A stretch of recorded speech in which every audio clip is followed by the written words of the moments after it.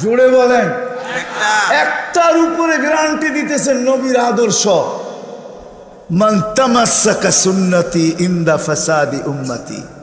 নবীজি নিজের পক্ষ থেকে দেন নাই, মুহাম্মদুর রাসূলুল্লাহ সাল্লাল্লাহু আলাইহি ওয়াসাল্লাম নিজের পক্ষ থেকে দেন নাই। কেননা ওমা ইয়ান্তিকু আনিল হাওয়া ইন হুয়া ইল্লা ওয়াহয়ু ইউহা। উপর থেকে সিগন্যাল না পাইলে কিচ্ছু বলেন না, পাইছেন দেখেই বলতেছেন মান তামাসসাকা বিসুন্নতি।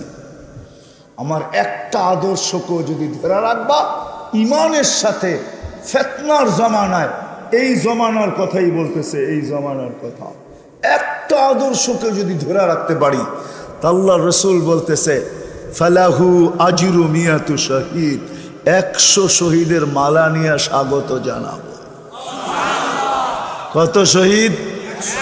একটা হইলেই তো গুটি লাল, এখানে তো 100, একটার বিনিময়ে 100। কেমন দামি আদর্শ! নীলফামারীর মানুষ কথা গাইথা নেন দিলের ভিতরে, রব্বে কাবার কসম, মুহাম্মদুর রাসূলুল্লাহ যার পক্ষে নাই, দুনিয়ার কেউ তার পক্ষে হবে না, আল্লাহও তার পক্ষে হবে না। আল্লাহর সুস্পষ্ট ঘোষণা। নাইলে কোরআন এইভাবে একত্রিত এককভাবে বলতো না।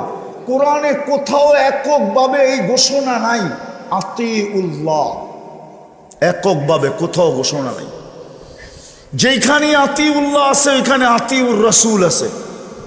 আল্লাহ নিজের এতাআতকে এককভাবে কোথাও ডিক্লার দেন নাই, ঘোষণা দেন নাই, কোরআনে নাই।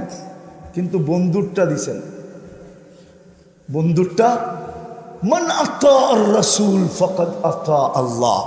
আমার বন্ধুকে মানলেই আমি মাইনা নিমু, তুমি আমাকেও মানছো।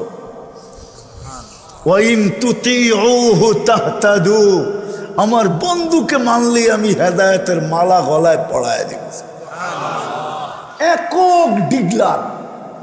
কেননা এখানে প্রশ্ন আছে যে আল্লাহ আপনাকে যে মানবো, চোখে তো দেখি না, কানে তো আপনার কথা শোনা যায় না, ধ্যান ধারণায় আপনাকে আনা যায় না, বর্ণনা দিয়ে আপনাকে শেষ করা যায় না, আপনার বর্ণনা দিয়ে তো শেষ করা যায় না, 99 পদেই তো শেষ না, আপনার বর্ণনা তো শেষ নাই, কারণ আপনার পদ আর আপনার গুণ অগণিত, অসীম। আপনাকে মানব কি করে?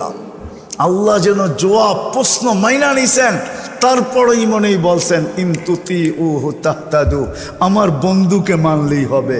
মান আতা আর রাসূল ফাকাদ আতা আল্লাহ, আমার বন্ধুকে মানলেই আমার মানা হয়ে যাবে।